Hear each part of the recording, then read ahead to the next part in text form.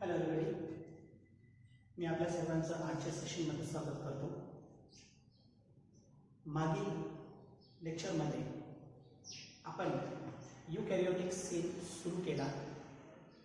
यूकॅरियोटिक सेलशी related जे काही points आहेत त्यामध्ये फक्त आपण प्लाझ्मा मेम्ब्रेन हा पॉईंट पूर्णपणे बघितला. त्याचे MCQs पण तुम्ही सॉल्व्ह केलेले आहेत, परंतु यावेळेसही फक्त 50% विद्यार्थ्यांनी त्याला सॉल्व्ह केले. पुढे यूकॅरियोटिक सेलशी रिलेटेड आपण महत्त्वाचं फीचर घेणार आहोत, जो युनिक फीचर असतो for the plants, which is a unique feature for the plants, and that is we call the cell wall. आजच्या या सेशनमध्ये आपण सेल वॉल आणि एंडोमेम्ब्रेन सिस्टीम हे दोन पॉईंट पाहणार आहोत. एंडोमेम्ब्रेन सिस्टीममध्ये फक्त एंडोप्लाझमिक रेटिक्युलम हा पॉईंट आपण आज पाहणार आहोत. तत्पूर्वी सेल वॉल. प्रोकॅरियोटिक सेल आपण पाहत असताना सेल वॉलचं कम्प्लीट डिस्कशन बघितलं, परंतु प्रोकॅरियोटिक सेल वॉल आणि यूकॅरियोटिक सेल वॉलमध्ये खूप मोठा फरक आहे.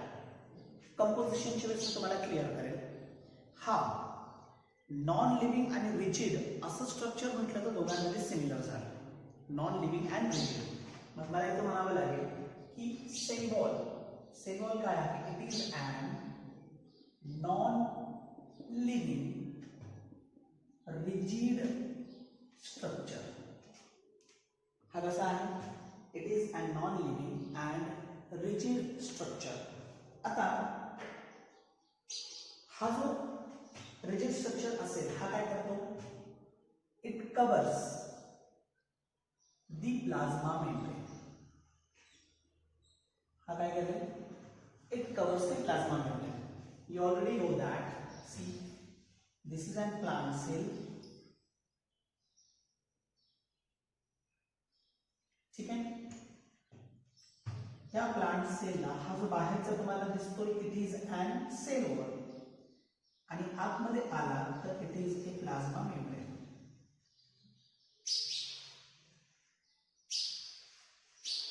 ठीक आहे. आता हा सेल वॉल सिंगल नसतो. सेल वॉल जे आहेत त्याच्या स्ट्रक्चरल बेसिसवरती 3 प्रकारांमध्ये डिवाइड होतो. म्हणजे प्रायमरी वॉल असेल, यंग सेलमध्ये असतो. पुढे जसं सेल डेव्हलप होतो तर प्रायमरी वॉल कन्वर्ट होतो इनटू दी सेकंडरी वॉल. परत पुढे जाऊन there is formation of the middle lamella. त्या पद्धतीने मिडल लॅमेला हा सर्वात बाहेर असतो, आणि हा मिडल लॅमेला काय करतो? जो अनादर सेल आहे त्याच्याशी कनेक्टेड आउटसाइड, तो काय करेल? त्या अदर सेल्सला कनेक्ट करण्याचं काम करेल. म्हणजे हा मिडल लॅमेला या ठिकाणी असेल. Here there is presence of the middle lamella which will be formed during the cytokinesis or the cell division. ठीक आहे. सर्वात आतमध्ये गेलो आपण, that is plasma membrane.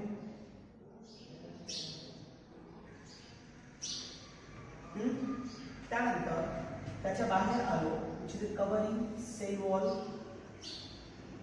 Sale वॉलचाच एक प्रकार जो काय करतो? अनादर सेल बरोबर कनेक्शन फॉर्म करतो, that is an middle lamella. तुम्हाला सेलमध्ये जे काही आपण त्याला म्हणूया एक्सटेन्शन्स दिसतात हे थ्रू मिडल लॅमेला गेलेले असतात. हे जे एक्सटेन्शन्स असतील ते या पद्धतीने. तर हे एक्सटेन्शन्स जे आहेत ते फॉर्म तर झाले खरं तर प्लाझ्मा मेम्ब्रेन पासून, पण थ्रू मिडल लॅमेला, म्हणून म्हणतात फॉर्मेशन झाली middle lamella. Middle लॅमेला through form होतो, पण ह्या सायटोप्लाझम पासून दुसऱ्या सायटोप्लाझम बरोबर एक प्रकारे कनेक्शन फॉर्म करणार आहे. तर दॅट इज अन प्लाझ्मोडेस्माटा. प्लाझ्मोडेस्माटा हे तुम्हाला इथं प्लांट सेलला इंट्रोड्यूस केले, आणि प्लांट सेलचे unique feature plasma membrane, cell wall तुम्हाला सांगितलं. मग it covers the plasma membrane. For plants it is an, for plants it is unique. काय झालं?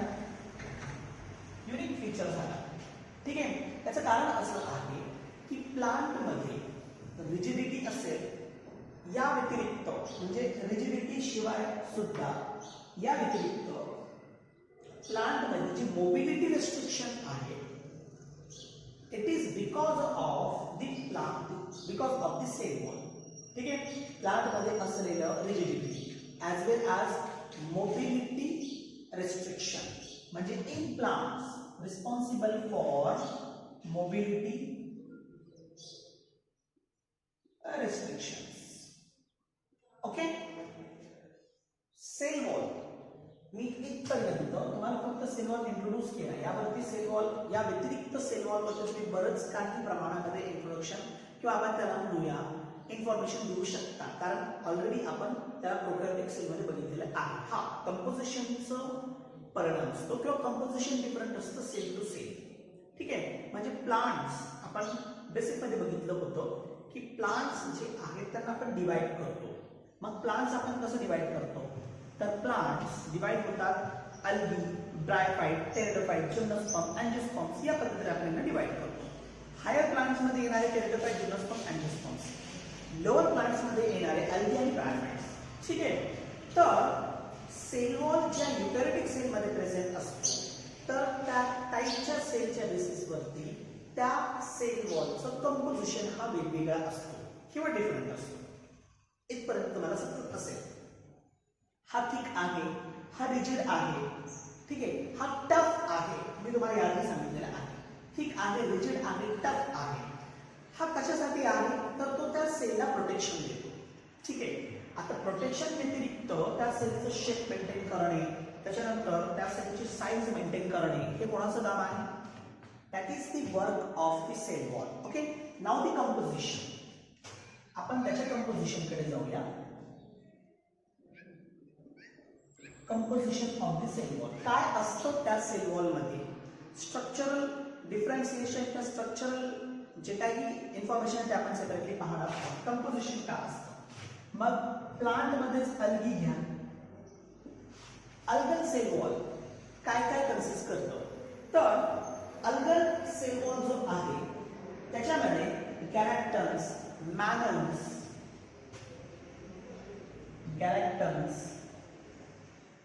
त्याच्यानंतर मॅनन्स हे त्याच्यामध्ये असतं. या व्यतिरिक्त mineral like calcium carbonate, also there is presence of the minerals, that is calcium carbonate. या टाईपचं मिनरलही त्याच्यामध्ये प्रेझेंट असतो. आणि मेन जो कंपोजिशन आहे जे प्लांट सेलसाठी युनिक असतो दॅट इज अँड सेल्युलोज.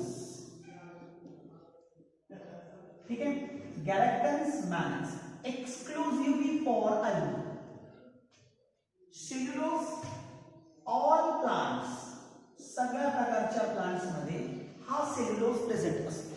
ठीक आहे, म्हणून अल्गीमध्ये पण आलं. या व्यतिरिक्त स्पेसिफिकली हे अल्गीमध्ये आहेत, या व्यतिरिक्त पण ऑदर असतात, आपण सेपरेट प्लांट किंगडममध्ये पाहणार आहोत. मिनरल्स, कॅल्शियम कार्बोनेट पण आहे या सेल वॉलमध्ये प्रेझेंट असतं. डेव्हलपमेंटच्या बेसिसवरती परत ऑदर जे काही कंपोनंट आहे त्यामध्ये प्रेझेंट असतात. हे झालं अबाउट दी अल्गी.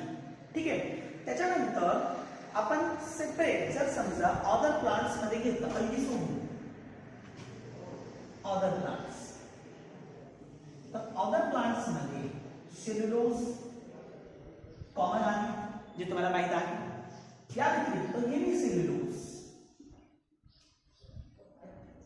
सेल्युलोज आणि हेमिसेल्युलोज जेव्हा तुम्हाला सेल वॉल विषयी तुमच्या समोर डिस्कशन होईल किंवा सेल वॉल विषयी जर समजा त्याचा कंपोजिशनचा विचार केला जाईल तर सेल्युलोज आणि हेमिसेल्युलोज हे जे दोन कंपोनंट आहेत ते कॉमनली त्याच्यामध्ये काय असतात, प्रेझेंट असतात. सेल्युलोज झालं, हेमिसेल्युलोज झालं, त्यानंतर पेक्टिन्स यामध्ये आहे. बेबी पेक्टिन हे पेक्टेटच्या फॉर्म मध्ये असतं आणि also and there is presence of proteins. Okay, हे अदर प्लांट मध्ये प्रेझेंट आहे. थोडंसं आपण प्लांटला सोडून जाऊया. युकॅरियोटिक सेलचा विचार आपण जर करतच आहोत तर मग आपल्याला फंगायचा पण विचार करणार. मग फंगायमध्ये काय आहे, मग in fungi cell wall consist chitin. ध्यानात ठेवा, चिटिन युनिक फॉर फंगाय. जसं आपण cell wall unique for plant, ज्यावेळेस आपण ॲनिमल बरोबर त्याचं डिस्कशन करत असतो किंवा डिफरन्सिएशन करत असतो, आपण कंपोजिशनचा विचार जर करत असतो तर चिटिन हे फंगायमध्ये प्रेझेंट असतात. चिटिन बरोबर आणखी एक असतं पॉलिसॅकराइड. पॉलिसॅकराइड तसं chitin is a type of polysaccharide. ठीक आहे, हे झालं फंगाय. आणि प्रोकॅरियोट्स मध्ये म्हणजेच बॅक्टेरिया, यामध्ये आपण दोन बघितलं. एक आहे पेप्टिडोग्लायकेन, एक आहे पेप्टिडोग्लायकेन. ओके, हे कोणामध्ये असेल? हे डायरेक्ट बॅक्टेरियामध्ये असेल. आणि दुसरं आहे आर्कीबॅक्टेरियामध्ये सिडोपेप्टिडोग्लायकेन.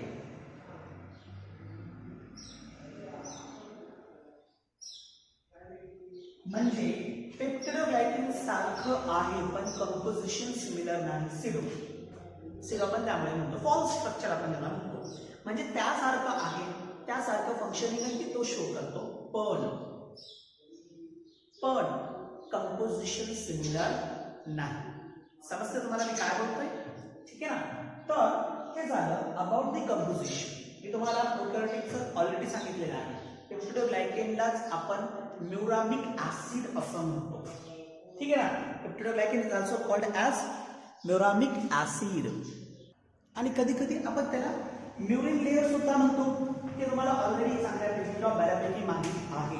परंतु ही कशासाठी आहे? प्रोकॅरियोटिक सेलसाठी. आपण पाहतोय सध्याला युकॅरियोटिक सेलसाठी. This is about the composition. आता कंपोजिशन नंतर पुढे आपल्याला पाहायचं आहे that is an plant cell wall structure. मी तुम्हाला इथे क्लिअर केलंय. ठीक आहे, मी तुम्हाला मिडल दाखवलाय, सेल वॉल दाखवलेला आहे. हा सेल वॉल इंटरचेंजेबल असतो. ध्यानात ठेवा, इंटरचेंजेबल म्हणजे यंग प्लांट असेल, if there is an young plant, म्हणजे यंग प्लांट असेल तर primary wall. If there is an young plant then there is primary wall. If there is an developed plant, ठीक आहे, मग त्या ठिकाणी असेल सेकंडरी वॉल. ध्यानात राहील. मग प्रायमरी वॉलचा कन्वर्जन सेकंडरी वॉल मध्ये होतो by the into susception. The process is called as, याच्यामध्ये इनटू ससेप्शन. ध्यानात ठेवा, कारण प्रायमरी वॉल वरती सेकंडरी वॉल फॉर्म होतो, प्रायमरी वॉल नाहीचा होतो, सेकंडरी वॉल प्रेझेंट असतो. काही स्पेसिफिक कंपोनंट्स जे आहेत ना, काही स्पेसिफिक कंपोनंट हे त्या सेल वॉल मध्ये काय केले जातात? डिपॉझिट केले जातात. क्लिअर? इथे मी तुम्हाला प्लांट सेल वॉल मध्ये सेल वॉल कसे फॉर्म होतो, स्ट्रक्चर कसा फॉर्म होतो हे सांगितलंय. आता ऍक्च्युली आपण त्या स्ट्रक्चर मध्ये काय काय असतं ते सेपरेटली आपण पाहणार आहोत. मग structurally plant cell wall divided into 3 layers. Structurally plant cell wall जो आहे तो 3 प्रकारच्या लेयरमध्ये किंवा 3 टाइप्स मध्ये डिवाइड झाला. मग हे जे 3 प्रकारचे लेयर आहेत ते आपण एका स्पेसिफिक स्ट्रक्चरल फॉर्मॅट मध्ये घेऊया. Structure of cell wall.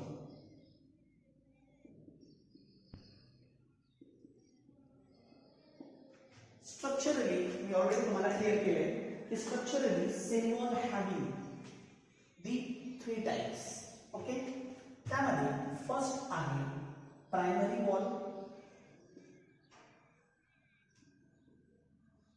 Second आहे सेकंडरी वॉल आणि थर्ड वन इज, आता मी तर टर्शरी वॉल देणार नाही. टर्शरी वॉल स्क्लेरिड सारख्या किंवा स्क्लेरेन कॅमेटस टिश्यू मध्ये फॉर्म होतात. म्हणजे जे टिश्यू किंवा जे सेल डेड होतात ना तेव्हा तो टर्शरी वॉल मध्ये कन्वर्ट होतो. मी काही इथून देणार नाही. आणि शेवटचं आहे middle लॅमेला which is a part of cell wall. ठीक आहे. आता यामध्ये फर्स्ट जो आहे तर दॅट इज प्रायमरी वॉल,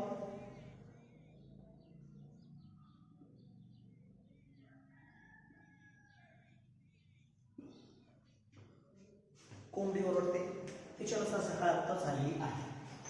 ठीक आहे, परंतु तुमच्यासाठी ही सकाळ नाही. हा, तुम्ही व्हिडिओ जर सकाळी पाहत असाल तर मग ठीक आहे, तुम्ही असं समजून घ्या की सकाळ असेल. ठीक आहे, चला तर मी या ठिकाणी येतो, थोडासा त्रुटीचा पार्ट होता. Primary wall. प्रायमरी वॉल मी आधी पण क्लिअर केलेले आहे. Primary wall form in the young cells. जे यंग सेल्स असतात ना, जे अजून डेव्हलपिंग कंडिशन मध्ये आहेत, डिवाइड झाले, ठीक आहे, आणि डिवाइड झाल्यानंतर मिडल लॅमेलाचं इंटरसेक्शन झालं आणि मग त्या ठिकाणी प्रायमरी वॉल तयार झालं. मग प्रायमरी वॉल जे आहे it is present in young plant cell. जे यंग प्लांट सेल आहे हे त्यामध्ये प्रेझेंट असतं. आपण असं म्हणू शकतो की wall present in young plant cell is called as the primary wall.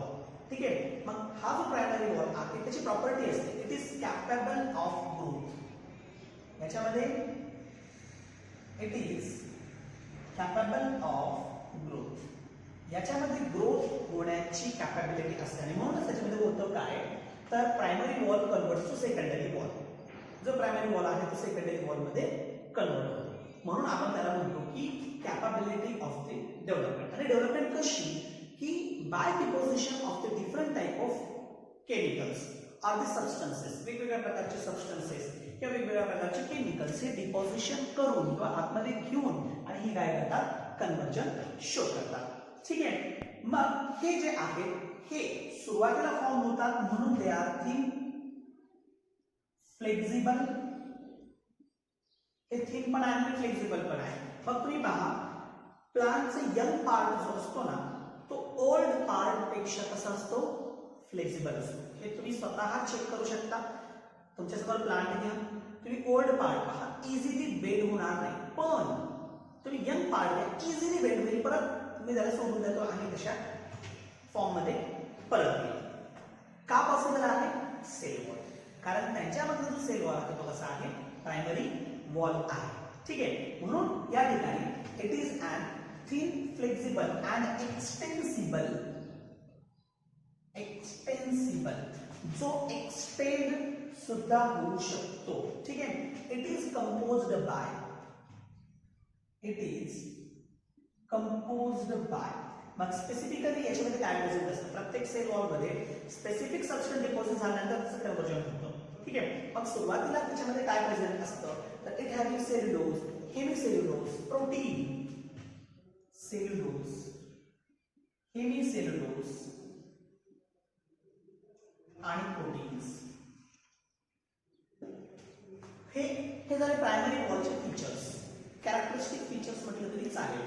आणि ह्या नेचरमुळे थिन, फ्लेक्झिबल अँड एक्सटेन्सिबल नेचरमुळे काय होऊ शकतं, मग या सेलच्या शेपमध्ये, साईजमध्ये फरक होऊ शकतो किंवा बदल होऊ शकतो. ही याच्यामध्ये पॉसिबिलिटी आहे. त्याच्यानंतर पुढे आहे secondary wall. Second one is that is secondary wall. Now secondary wall formed from the primary wall. हा जो आहे हा प्रायमरी वॉल पासून तयार होतो. How the primary wall gradually diminishes. काय होतं, प्रायमरी वॉल ग्रॅज्युअली म्हणजे हळूहळू, ग्रॅज्युअली डिमिनिशेस, हळूहळू हा गायब होतो. ग्रॅज्युअली डिमिनिशन यालाच आपण इंटुससेप्शन म्हणतो. प्रायमरी वॉल पासून कन्वर्जन म्हणून आपण त्याला म्हणतो इंटुससेप्शन.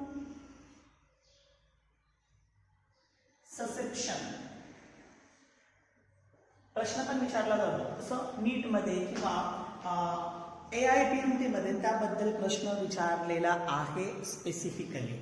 मग हा जो प्रायमरी वॉल आहे ग्रॅज्युअली डिमिनिशेस होईल, त्याला आपण इंटरसेप्शन असं म्हणतो, and will converts into the secondary wall. पुढे काय होतं, ते सेकंडरी वॉल मध्ये कन्वर्ट होतो. मग हा डिमिनिशन झालं. Not only the diminishing, after diminishing it will be matures. Gradually diminishes, then mature. Okay, and after maturity, the wall will be formed, that is secondary wall. Primary wall gradually diminishes, then matures, form the secondary wall. ठीक आहे. हे secondary wall कसं तयार होतं तुम्हाला या ठिकाणी सांगितलेलं आहे. आता ऍक्च्युअली डेव्हलपमेंटल स्टेजमध्ये होतं काय की स्पेसिफिक सबस्टन्स काय होतं त्यामध्ये डिपॉझिट केला जातो. म्हणजे ऑलरेडी सेल्युलोज आहे, हेमिसेल्युलोज आहे, प्रोटीन आहे, ठीक आहे. डिमिनिशन्स होत असताना काही प्रमाणामध्ये या ठिकाणी हेमिसेल्युलोज कमी होऊ शकतो. डिमिनिशन्स होत असताना हेमिसेल्युलोज काय मिळते, कमी होईल. पण सेल्युलोज आणि प्रोटीन आहे जसं आहे, पण प्रोटीन फायबर फॉर्म मध्ये कन्वर्ट झालं. प्रोटीनने काय केले, फायबर तयार केले, म्हणजे थ्रेड लाईक स्ट्रक्चर त्यांनी तयार केले. म्हणूनच या ठिकाणी त्याच्या कंपोजिशन ऑफ सेकंडरी वॉल, मग in the composition of the secondary wall there is presence of lignin जो डिपॉझिट झालेला आहे. मग आधी मी काय कहतो, हे सेल्युलोज आणि प्रोटीन ह्या दोघांना एकत्र करतो आणि सेल्युलोजिक फायबर फॉर्म करतो. देयर इज अन सेल्युलोजिक फायबर्स, ठीक आहे. आणि या व्यतिरिक्त डिपोजिशन ऑफ लिग्निन, म्हणून या ठिकाणी लिग्निन आलं. Lignin is a type of polysaccharide, ठीक आहे. आता सेल्युलोजिक फायबर्स आणि लिग्निन हे दोन्ही एकत्र या सेल वॉल मध्ये प्रेझेंट असतात. It is an decomposition of the secondary wall.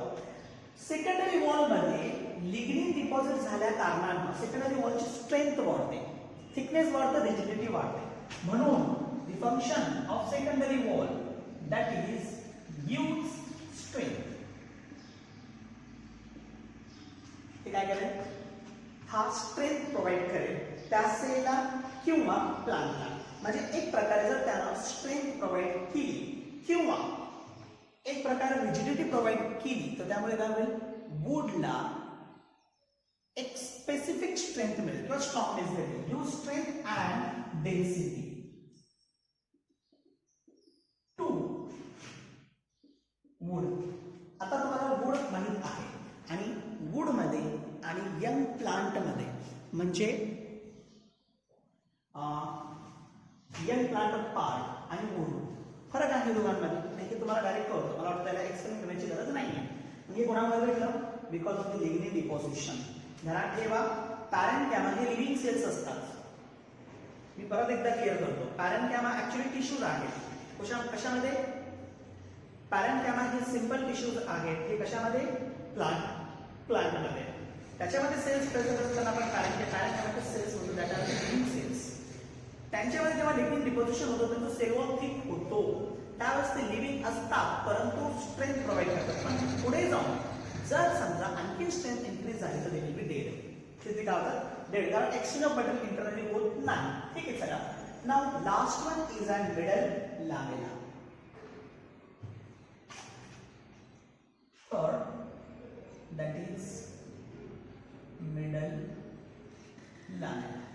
आता मिडल लॅमेलाचा संबंध सेल वॉलशी नाहीच असं म्हणता येणार नाही, परंतु सेल वॉल कम्प्लिटली डेव्हलप झाल्यानंतर डिवाइड होणार आहे, हे तुम्हाला माहित आहे. After development there is an division, आणि डेव्हलपमेंट नंतर डिव्हिजन होत असेल तर during cytokinesis cell wall form a specific layer which is responsible for communication with the neighbouring cell. एक स्पेसिफिक लेयर तयार करतो आणि तो कसा रिस्पॉन्सिबल आहे, नेबरिंग सेल बरोबर एक प्रकारे कम्युनिकेशन फॉर्म करण्यासाठी तो रिस्पॉन्सिबल असणार आहे. आणि म्हणूनच बिकॉज ऑफ दॅट आणि म्हणूनच हा जो मिडल लॅमेला आहे तो त्या ठिकाणी तयार केला जातो. ठीक आहे, मग हा जो मिडल लॅमेला आहे तो ड्युरिंग सायटोकायनेसिस फॉर्मेशन केला जातो. Form during cytokinesis, formed during cytokinesis. Cytokinesis म्हणजे सायटोप्लाझ्मिक डिव्हिजन. सायटोकायनेसिसच्या वेळेस काय होईल, हा फॉर्म होईल, परंतु लेअर कंपॅरेटिव्हली प्रायमरी आणि secondary wall it is thin, तो थिन असतो. मग एक प्रकारे आपण असं म्हणूया दॅट इज जिलॅटिनस या पद्धतीचा लेअर म्हटलं तरी चालेल. कंपोजिशन, त्याचं कंपोजिशन जे आहे तर it mainly having calcium pectate. दोन सेलला एकमेकाबरोबर आढळ ठेवण्यासाठी मी तुम्हाला दाखवले. समजा हा एक सेल आहे, ठीक आहे, आणि त्याच्या बाजूला हा एक सेल आहे. हे सेपरेट सेल, ठीक आहे, हे सेल्स. पण ह्या दोघांमध्ये काय करायचं आहे, हा सेल आणि हा सेल, हा सेल आणि हा सेल या दोघांमध्ये काय करायचं आहे, एक प्रकारे कम्युनिकेशन फॉर्म करायचं आहे किंवा दोन्ही एकमेकाला आढळ ठेवायचे आहेत, एकमेकाला कनेक्टेड ठेवायचे आहे आणि म्हणूनच त्याच्यासाठी हा मिडल लॅमेला फॉर्म झाला असतो. कनेक्टेड म्हणजे कनेक्शन हे कॅल्शियम सारखे कंपोनंटच्या सहाय्याने हार्ड कनेक्शन इथे फॉर्म केला जातो, formed by the calcium pectate. मग हा जो लेअर आहे तो कॅल्शियम पेक्टेट पासून तयार झालेला आहे, which hold or glues the different neighboring cell. याचं काम काय आहे, hold and glues the different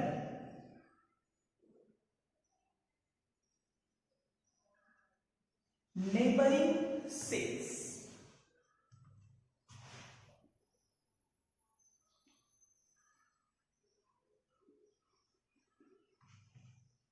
Different neighboring cells. ठीक आहे, होल्ड करणे आणि ग्लू चिटकून ठेवणे हे त्याचं काम आहे. तर हे जरा अबाउट द मिडल लॅमेला, पण मिडल लॅमेला एवढ्यावरती थांबत नाही. मिडल लॅमेलाचं आणखी एक महत्वाचं फंक्शन आहे, म्हणजे एक प्रकारे याच्याद्वारे ते काय करेल, एक प्रकारे याच्याद्वारे तो स्टॅबिलिटी प्रोव्हाइड करेल. कशाला, त्या सेलला. ठीक आहे, इट मे बी ट्रान्सफर्स्ड बाय, आता इथं काय झालं, gives stability, but it may be transfers म्हणजे दुसऱ्या सेलमध्ये हे जे आहे सेल वॉल जो मिडल लॅमेलिन आहे हे ट्रान्सफर्स होतात या पद्धतीने. ठीक आहे ना, म्हणजे हा एक सेल, हा एक सेल, हा एक सेल, हा एक सेल हे ट्रान्सफर झाले आणि इथं तो स्ट्रक्चर तयार केलं, दॅट इज प्लाझ्मोडेस्माटा. प्रश्न विचारलेला आहे नीटमध्ये, प्लाझ्मोडेस्माटा कशापासून तयार होतात, तर plasmodesmata are formed by the middle lamella. मग हे जे आहे both are transversed by म्हणजे सेल वॉल आणि तुमचं मिडल लॅमेला ट्रान्सफर्स्ड बाय प्लाझ्मोडेस्माटा. एक प्रकारे प्लाझ्मोडेस्माटाला कोणी तयार केलं, या मिडल लॅमेलाने इथं तयार केलं. आणि हे काय केलं, प्लाझ्मोडेस्माटा which connects, याचं काम, it connects the cell with neighboring cell. जवळचे जे सेल्स आहेत त्याच्याबरोबर कनेक्शन फॉर्म करेल. म्हणूनच middle lamella is responsible for communication with the another cell with the help of plasmodesmata. आणि ध्यानात राहील plasmodesmata is formed by the middle lamella. हे हा एक कन्सेप्ट मी तर लिहिलेला नाही, is formed by the middle lamella, परंतु समजून घ्या की it is formed by the middle lamella. आणि याचं काम काय असेल, मग आता सबस्टन्सेस, मग इकडे इकडे मुवमेंट आहे, movement of substances between the two cells. हे काय करेल, हाच प्लाझ्मोडेस्माटा कोणत्या कामी येईल, movement of various substances in between the two cells. दोन वेगवेगळ्या सेल्स मध्ये, नेबरिंग सेल्स मध्ये मुवमेंट करण्यासाठी तो रिस्पॉन्सिबल आहे किंवा तो काम करतो. दिस इज अबाउट दी प्लाझ्मोडेस्माटा. आणि याच बरोबर हे जे आहे आपल्या इथं सेल वॉल पूर्ण झालं. आता याच्यातून क्लिअर होत असेल की फंक्शन्स काय असतील cell wall. Cell wall functionally consist म्हणजे त्याचं स्पेसिफिकली फंक्शनचा विचार जर आपण केला, मी या आधीही तुम्हाला प्रोकॅरियोटिक सेलमध्ये फंक्शन सांगितलेले आहेत. प्रोटेक्शन प्रोव्हाइड करतो, ठीक आहे. आता प्लाझ्मोडेस्माटा आलं, communication between the two cells, ठीक आहे. Through middle lamella, middle lamella आहे याचा अर्थ सेल प्लेट फॉर्मेशन मध्ये, किंवा आपण त्याला म्हणूया ड्युरिंग दी डिव्हिजनच्या वेळेस दोन सेल मध्ये एक प्लेट तयार होते. ड्युरिंग डिव्हिजन एका सेल पासून दुसरा सेल तयार झाला, दोघांमध्ये एक प्लेट तयार होते, that is called as cell plate. It is form because of the middle lamella. म्हणजे सेल प्लेट फॉर्मेशन मध्ये सुद्धा तो इन्व्हॉल्व आहे. या व्यतिरिक्त cell to cell transfer of the substances or the transportation of the substances, जे आपण प्लाझ्मोडेस्माटाचं function बघितलं, त्या दोघांमध्ये ट्रान्सपोर्टेशनसाठी तो रिस्पॉन्सिबल आहे. Even also it maintain the shape and size of the cell. हा काय करतो, सेलची शेप आणि साईज दोन्हीही मेंटेन करण्याचं काम करतो. So these are all the functions of the cell wall. ठीक आहे. मी या ठिकाणी सेल वॉलची फंक्शन ही तुम्हाला सांगितलं, फक्त लिहून दिलेले नाहीये, परंतु जर लिहायचं असेल तर मग रनिंग नोट्स मध्ये त्याला काय करा, लिहून घ्या. So this is all about the cell wall. Cell wall नंतर आपल्याला नेक्स्ट पॉइंट कडे जायचं आहे of the eukaryotic cell, that is endomembrane system.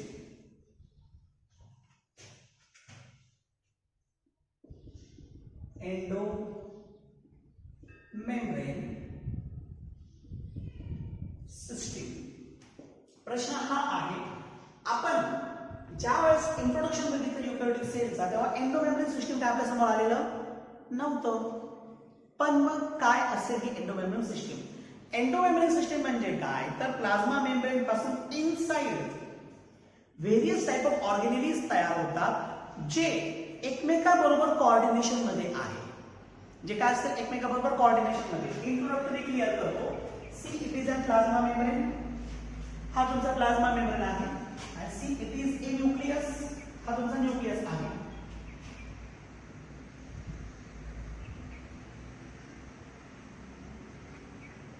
हा न्यूक्लियस आहे आणि हा तुमचा प्लाझ्मा मेम्ब्रेन. समजून घ्या, या फिगरला खूप महत्वाची आहे. मग न्यूक्लियस पासून प्लाझ्मा मेम्ब्रेन, खरं तर actually formation from plasma membrane आहे. मग प्लाझ्मा मेम्ब्रेन पासून काय होतो की एक रेटिक्युलर स्ट्रक्चर फॉर्म होतो, म्हणजे त्याचं नेटवर्क आहे. इथं रेटिक्युलर स्ट्रक्चर फॉर्म होतो.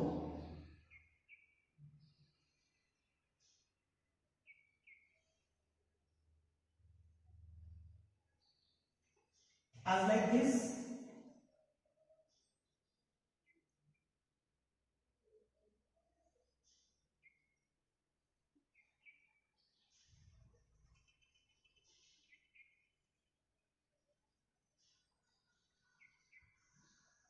आणि हा जो रेटिक्युलर स्ट्रक्चर आहे, हा रेटिक्युलर स्ट्रक्चर पुढे जाऊन मिळतो कोणाला, न्यूक्लियसला.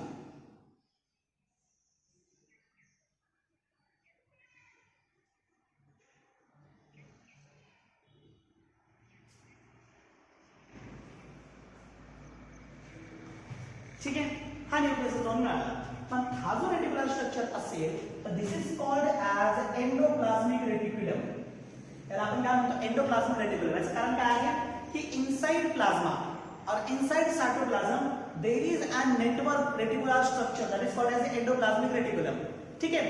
आता हा जो एंडोप्लाझमिक रेटिक्युलम आहे याचे स्ट्रक्चर्स या पद्धतीचे. हेच एंडोप्लाझमिक रेटिक्युलम पुढे काय करतील, एक स्ट्रक्चर तयार करतील.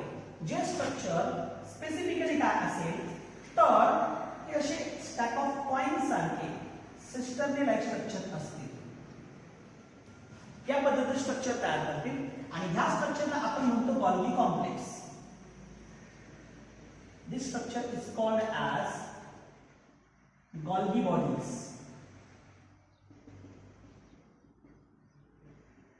ठीक आहे.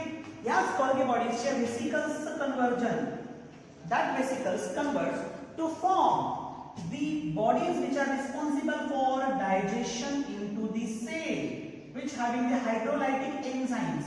ज्याच्या आतमध्ये हायड्रोलायटिक एन्झाइम्स असतील, that is we called lysosomes.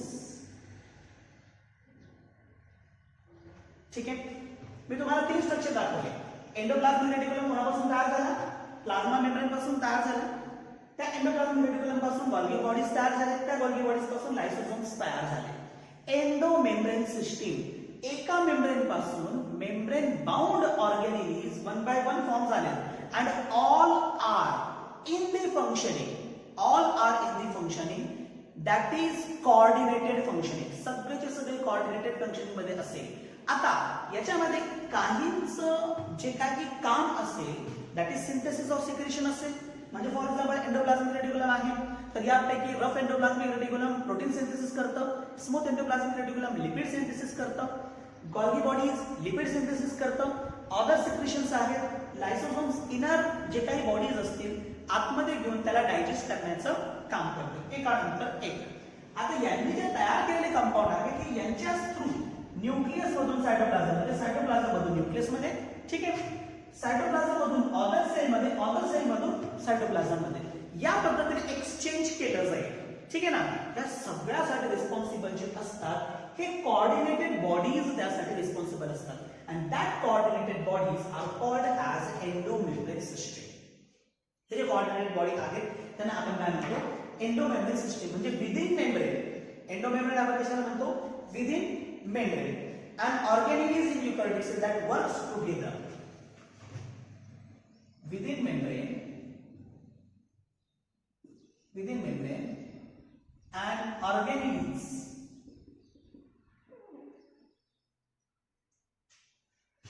in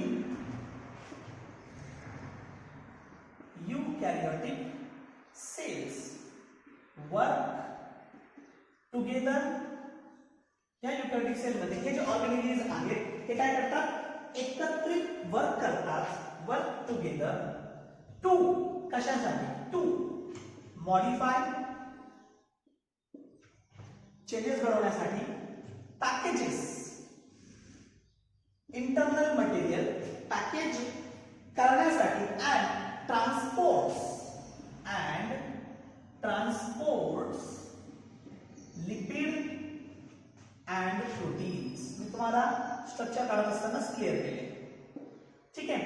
या सगळ्यांसाठी मॉडिफिकेशनसाठी, पॅकेजेससाठी, ट्रान्सपोर्ट ऑफ लिपिड अँड प्रोटीन्ससाठी हे एंडोमेम्ब्रेन सिस्टीम काय करतात, इनसाइड सेल काम करत असतात. मग याच्यामध्ये कोणकोणते कंपोनेंट हे एंडोमेम्ब्रेन सिस्टीम मध्ये येतात. मग मी तुम्हाला तिथेच क्लिअर केलं, ऑर्गॅनिलीज ऑफ एंडोमेम्ब्रेन सिस्टीम. मग कोणकोणते ऑर्गॅनिलीज या एंडोमेम्ब्रेन सिस्टीम मध्ये असतात. मग यामध्ये एक आहे तुमचं एंडोप्लाझमिक रेटिक्युलम तयार झालं. त्यानंतर गॉल्गी बॉडीज, ठीक आहे, लायसोसोम्स,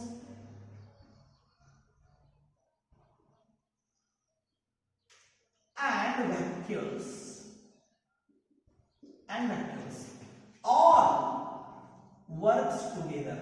म्हणजे they shows the coordinations. हे काय शो करतात, हे coordinations. या व्यतिरिक्त काही ऑर्गॅनिली सेल मध्ये आहेत, लाईक मायटोकॉन्ड्रियॉन, क्लोरोप्लास्ट आहेत ना. यापैकी अदर ऑर्गॅनिली सुद्धा सेल मध्ये प्रेझेंट आहेत, but they do not show coordination. ते कोऑर्डिनेशन शो करत नाही.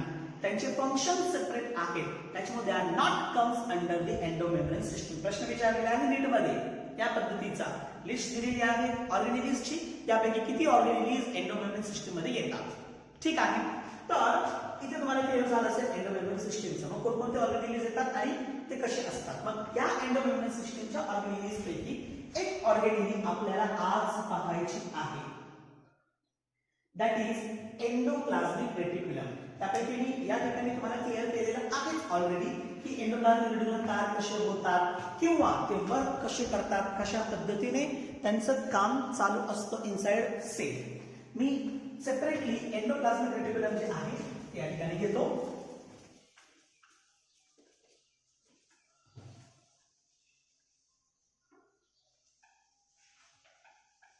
इथून काय करा, मागे जा. मागे गेल्यानंतर एंडोप्लाझमिक रेटिक्युलमची फिगर काढत असताना मी डेफिनेशन दिले आहे, ते चांगल्या पद्धतीने समजून घ्या. Endoplasmic reticulum,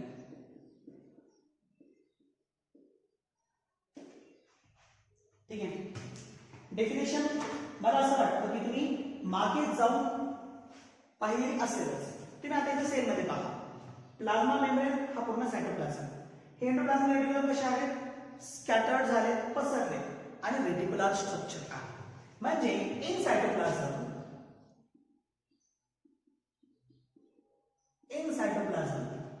there is an reticular scattered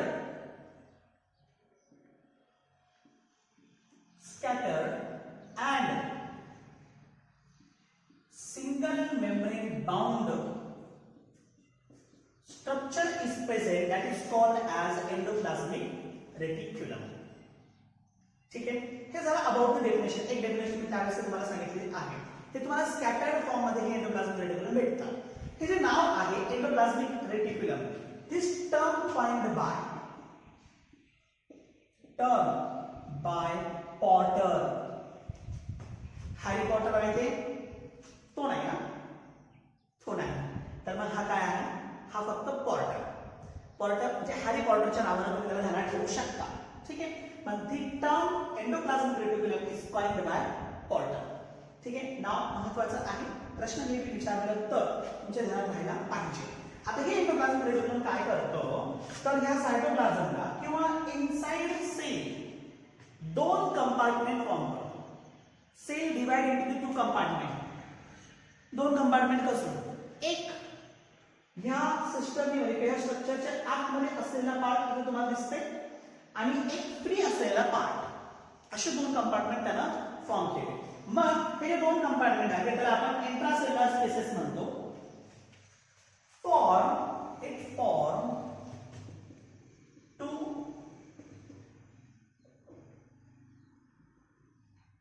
distinct compartments.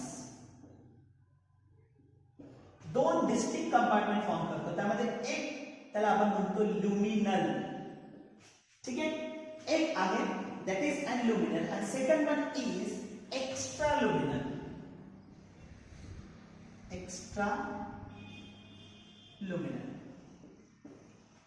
आता याच्यातून तुम्हाला क्लिअर होत असेल ल्युमिनल काय आणि एक्स्ट्रा ल्युमिनल काय. मग luminal inside endoplasmic reticulum, inside endoplasmic reticulum that is luminal. म्हणजे हा पार्ट ठीक आहे, मी याला म्हणजे ल्युमिनल. हे पार्ट आहेत ना, दीज आर दी ल्युमिनल. ठीक आहे. आणि हा जो पार्ट आहे दिस is an extra luminal.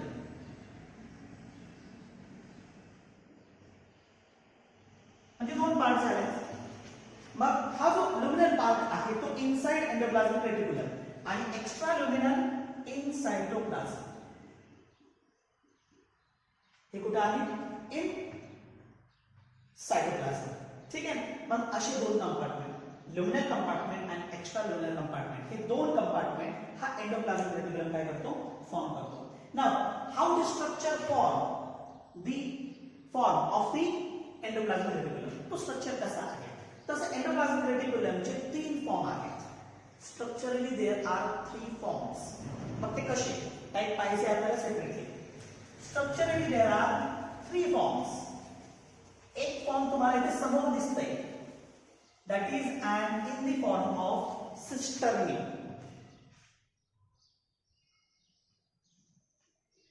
Structure आधी क्लिअर केलं मी तुम्हाला. नेटवर्क आहे, ठीक आहे. ब्रांचिंग आहे ही फॉर्म झालेली आहे. सेकंड थिंग, नेटवर्क आहे, ब्रांचिंग आहे त्याला काय केलंय, फॉर्म केलेलं आहे. आणि मेम्ब्रेन बाउंड कॅव्हिटी सुद्धा इंटरनली प्रेझेंट असतं. कशामध्ये आहे, त्या एंडोप्लाझमिक रेटिक्युलम मध्ये. इथे कॅव्हिटी आहे inside the endoplasmic reticulum and which having the membrane. म्हणजे त्याला स्वतःचा स्ट्रोमा म्हणजे कॅव्हिटी देखील प्रेझेंट आहे किंवा स्वतःचा मॅट्रिक्स इथे प्रेझेंट आहे. यापैकी एक पार्ट न्यूक्लियस पासून एक्सटेंड झाला आणि एक पार्ट हा अवे फ्रॉम न्यूक्लियस आहे टुवर्ड्स द प्लाझ्मा मेम्ब्रेन. जो न्यूक्लियस पासून एक्सटेंड झालेला पार्ट आहे तर तो पार्ट म्हणजे नियर न्यूक्लियस असलेला पार्ट जो असेल हा नियर न्यूक्लियस असलेला पार्ट आहे. तर हा जो पार्ट असेल तर हा पार्ट मोस्टली रफ एंडोप्लाझमिक रेटिक्युलमचा असतो. रफ म्हणजे त्याच्यावरती कोणत्याही प्रकारचे ग्रॅन्युल लाइक स्ट्रक्चर प्रेझेंट नसतात. परंतु थोडं पुढे गेला तर मग त्या ठिकाणी यावरती ग्रॅन्युल सारखे स्ट्रक्चर प्रेझेंट असतात.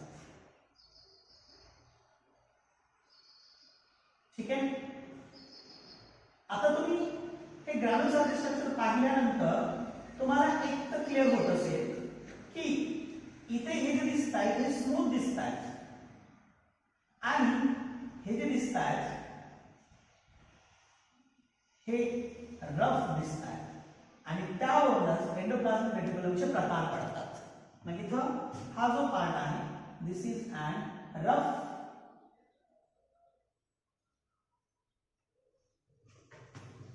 सॉरी त्या ठिकाणी थोडंसं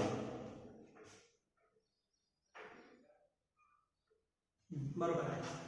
इथून एक्सटेंड झाले टुवर्ड्स द प्लाझ्मा मेम्ब्रेन. तर हा रफ एंडोप्लाझमिक रेटिक्युलमचा पार्ट झाला आणि हा जो पार्ट आहे तर तो आहे स्मूथ एंडोप्लाझमिक रेटिक्युलम. म्हणजे स्ट्रक्चरली काही प्रमाणामध्ये तुम्ही पाहू शकता. डायरेक्ट आपण असं म्हणू शकतो, सॉरी इथं आणखी एकदा क्लिअरली समजून घ्या, मी रिपीट करतो.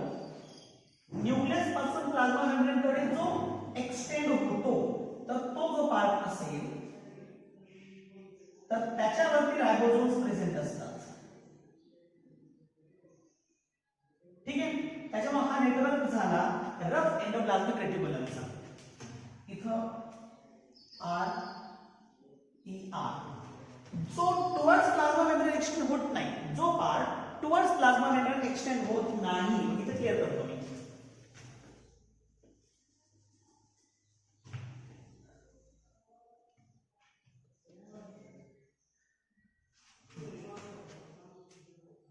जो पार्ट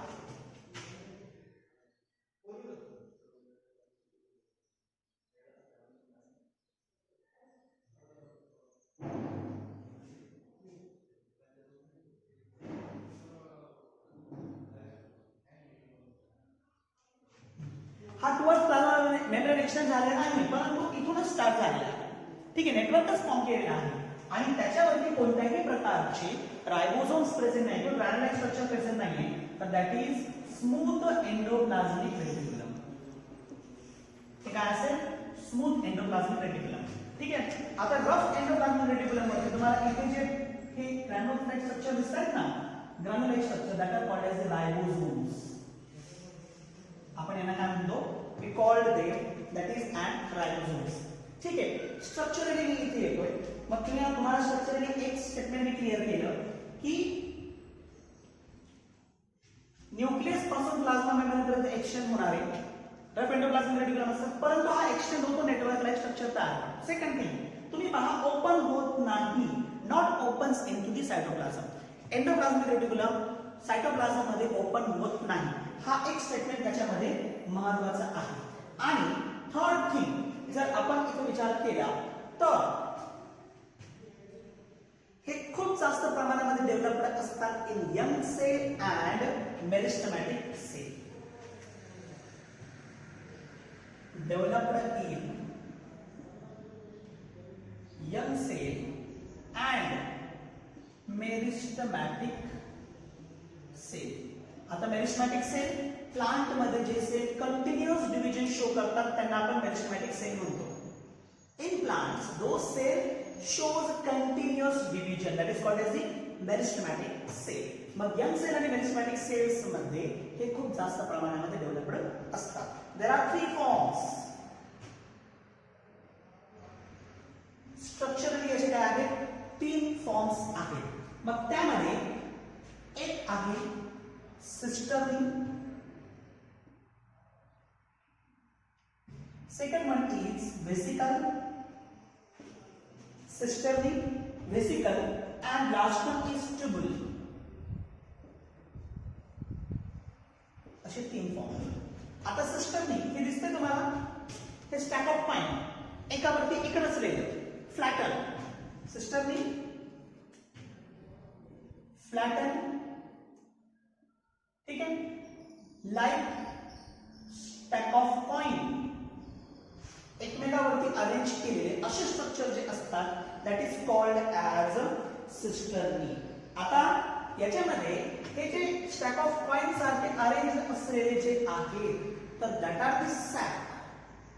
ते काय असते? ते सॅक असते जे एकमेकावरती अरेंज झालेले आहेत. Sac like unbranched structure. Sac like unbranched structure. Cisternae कधीही ब्रांचिंग फॉर्म करत नाही. इथे तरी ब्रांच दिसते, मग सिस्टर्नी कशी असतील? सी. हे सॅक हे एकमेकावरती अरेंज झालेले आहेत दॅट इज दी सिस्टर्नी. त्याचे ब्रांचिंग फॉर्म झालेले नाही. मग हे जे सिस्टर्नी असतात हे सिंथेटिक ऍक्टिव्हिटी मध्ये इन्व्हॉल्व असतात. Functions involve in synthetic activity. जसं एंडोक्राइन सेल्स असतात किंवा एंडोक्राइन ग्लँड्स असतात, काहीतरी सिक्रेशन करतात. फॉर एक्झाम्पल थायरॉइड ग्लँड घ्या, थायरॉइड हार्मोन सिक्रेट करतो. ठीक आहे, एक्झाम्पल दिले तुम्हाला इथं. काही टिश्यूज आपल्या बॉडीमध्ये काही सबस्टन्सेस सिक्रेट करतात, त्याचे काही स्पेसिफिक फंक्शनिंग असतात. मग सिक्रेटरी मध्ये का सिंथेसिस मध्ये इन्व्हॉल्व असलेले जे असतात ते कोण असतात? सिस्टर्नी असतात. ठीक आहे, त्यानंतर दुसरं आहे वेसिकल्स. हे प्रेझेंट कुठे कुठे असतात आता एक क्लिअर केलं मी तुम्हाला इथं. सेक्रेटरी सेल्स मध्ये लाईक पॅन्क्रियास त्यामध्ये प्रेझेंट आहे. इवन ब्रेन, नोटोकॉर्ड यामध्ये प्रेझेंट असतं. इथे एक्झाम्पल मी तुम्हाला सांगितलं. नाव दी वेसिकल्स. वेसिकल्स जे असतात ही ओव्हल स्ट्रक्चर असतात. These are oval structures.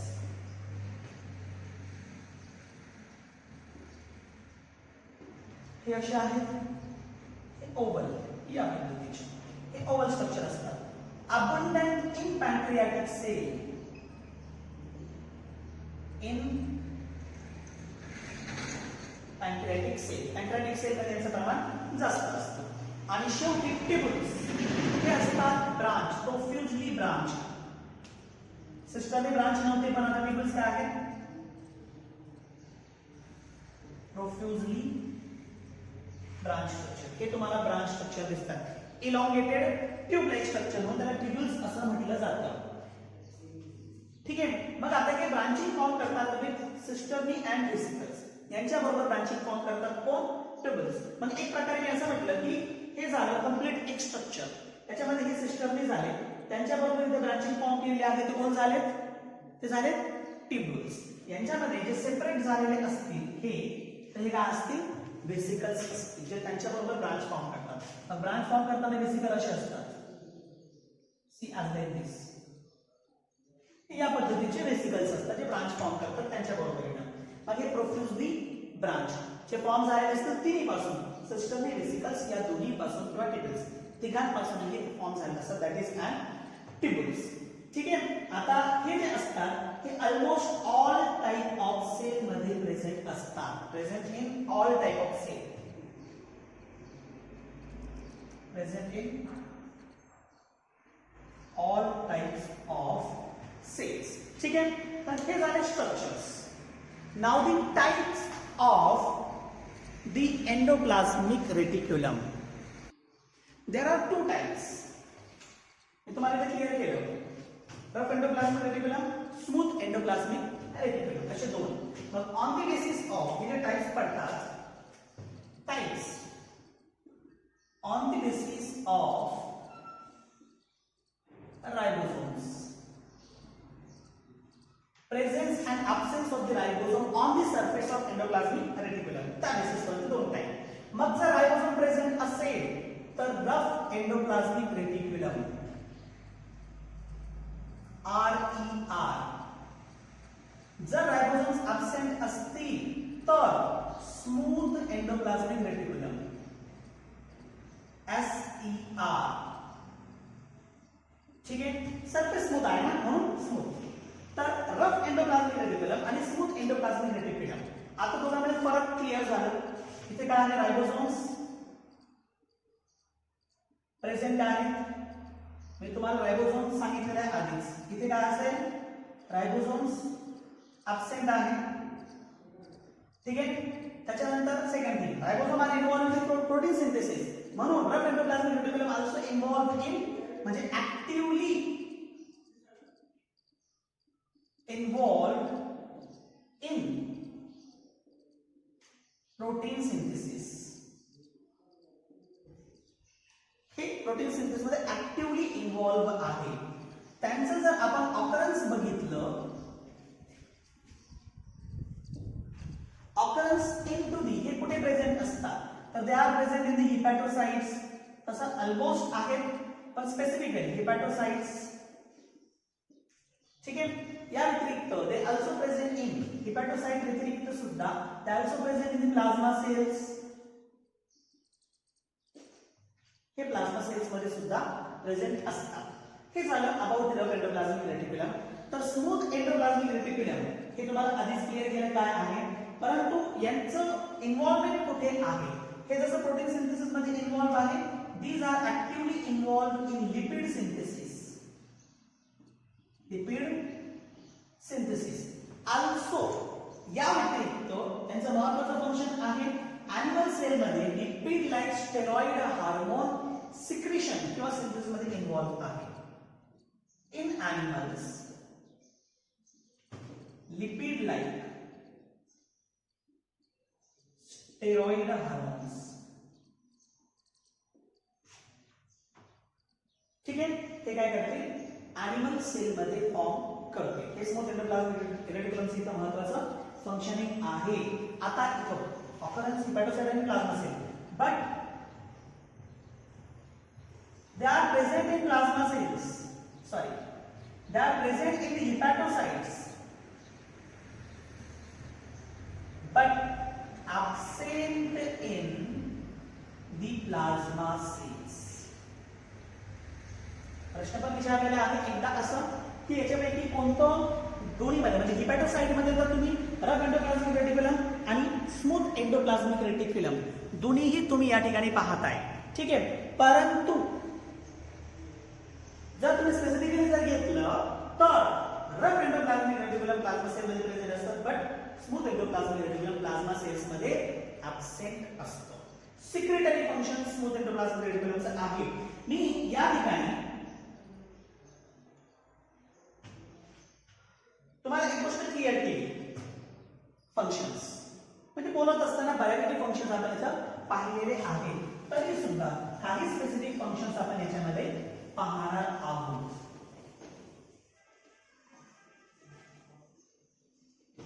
मग रफ एंडोप्लाझ्मिक रेटिक्युलम आणि स्मूथ एंडोप्लाझ्मिक रेटिक्युलमशी रिलेटेड आपण फंक्शन्स या ठिकाणी बघितलेले आहेत. आपण फक्त जे कॉमन फंक्शन्स आहेत ते या ठिकाणी पाहू. मग ज्यामध्ये एक नेटवर्क फॉर्म केले इनसाइड द सेल, म्हणजे एक प्रकारे सायटोस्केलेटन म्हणजे सेलला सपोर्ट देण्याचं काम, एक प्रकारे मेकॅनिकल स्ट्रेंथ देण्याचं काम हा एंडोप्लाझ्मिक रेटिक्युलम करतो. म्हणून provide the mechanical support to the cell. Provision काय करेल, मेकॅनिकल सपोर्ट आणि as well as form the cytoskeleton. हे काय करतो, सेलचं सायटोस्केलेटन फॉर्म करतो. Second function that is it is involved in the exchange of material. मी तुम्हाला एक गोष्ट सुरुवातीलाच क्लिअर केली की एंडोमेम्ब्रेन सिस्टीम मध्ये एंडोप्लाझ्मिक रेटिक्युलम हे प्रोटीन आणि लिपिड सिंथेसिस करते आणि मग हे काय करेल, त्या सायटोप्लाझम मधून न्यूक्लियस मधून सायटोप्लाझम मध्ये या पद्धतीने तो ट्रान्समिट करेल किंवा एक्सचेंज करेल. इव्हन ऑल्सो अदर सेल मध्ये सुद्धा ट्रान्समिट करण्यासाठी ते इन्व्हॉल्व आहे. ठीक आहे ना. मग इथं काय होईल, ट्रान्सपोर्ट ऑफ मटेरियल्स. ठीक आहे, मला ते हे तुम्ही कन्सिडर करा, nucleus to cytoplasm, cytoplasm to nucleus किंवा सायटोप्लाझम टू अदर सेल, या पद्धतीने तुम्ही कन्सिडर करू शकता. हे सेकंड फंक्शनिंग आहे. त्यानंतर थर्ड फंक्शनिंग, तुम्ही आरईआर एसईआरचं क्लिअर फंक्शनिंग बघितलेलं आहे, पण या व्यतिरिक्त पण आरईआर आणि एसईआर दोन्ही वेगवेगळ्या फंक्शन मध्ये इन्व्हॉल्व आहे. एसईआर जसं लिपिड सिंथेसिस मध्ये इन्व्हॉल्व आहे त्याच पद्धतीने SER also involved in the cholesterol synthesis. Lipids मध्ये that is cholesterol synthesis. SER कशामध्ये आहे, कोलेस्टेरॉल सिंथेसिस मध्ये सुद्धा इन्व्हॉल्व आहे. इवन ऑल्सो SER चं आणखी एक महत्त्वाचं काम आहे, that is glycogen synthesis. Glycogen synthesis हेही काम आहे. ग्लायकोजन सिंथेसिस करत असेल तर मग ग्लायकोजन हे जे आहे ना हे पॉलिसॅकराइड आहे. ठीक आहे, रिझर्व फूड मटेरियलच्या फॉर्म मध्ये सुद्धा एनिमल्स मध्ये युजफुल आहे. पुढे त्या व्यतिरिक्त SER चा आणखी एक महत्त्वाचं फंक्शन आहे. मी स्टेरॉइड हार्मोन तुम्हाला ऑलरेडी सांगितलेलं आहे, पण इट ऑल्सो हेल्प्स इन एक महत्त्वाचं काम. कितीतरी असे सबस्टन्सेस सेल मध्ये आहेत they are harmful, toxic to the other part of the body और other part of the cell. Toxic substances आहेत आणि त्यांचे हार्मफुल इफेक्ट असतात. मग अशा सबस्टन्सेसचं डिटॉक्सिफिकेशन करणे म्हणजे त्याची टॉक्सिसिटी काढून टाकणे किंवा त्याला युजफुल सबस्टन्सेस मध्ये कन्वर्ट करणे हे काम SER करतात. Helps in detoxification. हे कोण करतं? SER. RER नव्या तर it involve in the detoxic substances. मग variety of substances detoxify by the smooth endoplasmic reticulum. आणि स्पेसिफिकली लिव्हर मध्ये हे काय करतं? In liver cells. मग लाईक अमोनिया. आता अमोनिया काय आहे? हायली टॉक्सिक सबस्टन्स आहे आणि याचं कन्वर्जन युरिया किंवा युरिक ऍसिड मध्ये करणे हे कमी टॉक्सिक आहे ऍज कम्पेअर टू अमोनिया. ठीक आहे. आता रफ एंडोप्लाझमिक रेटिक्युलम आपण सेपरेटली बघितलेलं आहे की जे प्रोटीन सिंथेसिस मध्ये सेपरेटली इन्व्हॉल्व असतात. Even also rough endoplasmic reticulum हे गोल्गी कॉम्प्लेक्स आणि लायसोझोम्स बरोबर असोसिएटेड आहेत. RER are associated with Golgi bodies and lysosomes for the purpose of their functioning. ठीक आहे. इवन ऑल्सो गोल्गी कॉम्प्लेक्स आणि लायसोसोम्स तयार करण्यामध्ये सुद्धा हे रफ एंडोप्लाझमिक रेटिक्युलम इन्व्हॉल्व असतं. ठीक आहे. इथपर्यंत तुम्हाला समजलेलं असेलच असं मी एक्सपेक्ट करतो. त्याचबरोबर ह्या पॉइंट बरोबर आपण आजचा हा सेशन सुद्धा काय करतोय? कंप्लीट करत आहोत. त्याच्याशी रिलेटेड जे काही MCQs आहेत तुम्हाला लिंक प्रोव्हाइड केली जाईल. त्या लिंकवरती त्याला सबमिट कंपल्सरी तुम्ही करायचं आहे. ठीक आहे. धन्यवाद.